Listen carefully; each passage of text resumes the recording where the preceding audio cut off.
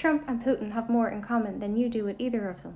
We know that we live under a military-industrial complex. What we didn't discuss yesterday was who funded and profited from all of these wars, because it was Russia and America. All of their proxy wars are industries that the ruling elite benefit from. It's warmongering. I reasonably believe that Ukraine could be handled with diplomacy. It just requires reasonable adults to sit at a table together. And if the people sitting at the table are not those reasonable adults, then therein lies the issue with Ukraine. Who benefits from having a perpetual war on mainland Europe? The people who sell you weapons. The same people funded both politicians. All of it is because of capitalism. We don't actually need war at all because we just want to trade.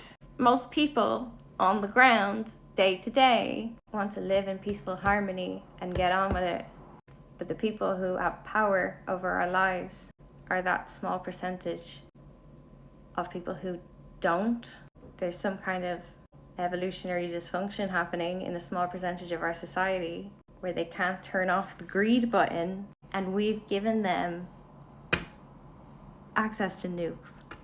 So it's not really about how many people or Putin does or doesn't invade. What about liberating the Russians who live under Putin?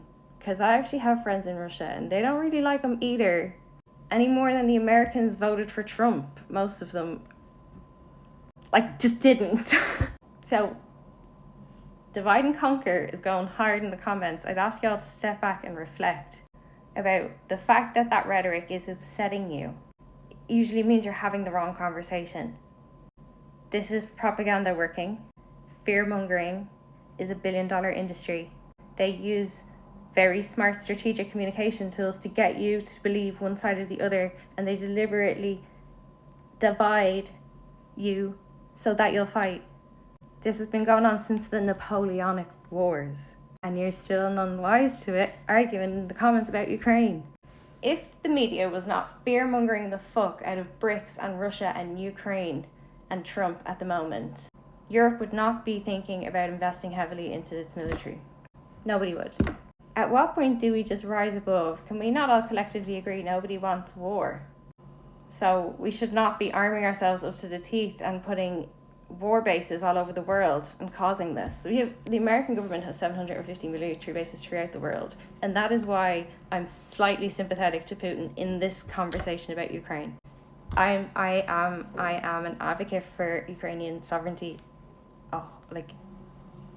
But we all forget about what laid the seeds of what's now happening in Ukraine and why. Conspiracy theory, isn't it more plausible based on everything that we've learned that Trump and Putin are collaborating to fearmonger to get more investment into the military industrial complex rather than anyone giving a fuck about Ukraine? Can we talk about that instead of trying to nail someone to the wall in a comment on TikTok about whether or not they get to keep Crimea? Who's they? What about the people of Crimea?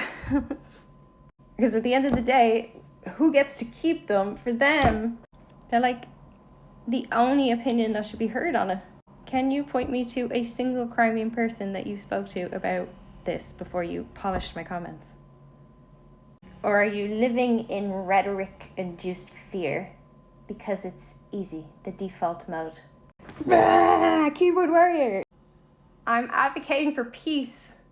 Stop calling me a Russian sympathizer for advocating for peace and a way out of the military-industrial complex. I blame America for that. They're fucking warmongers.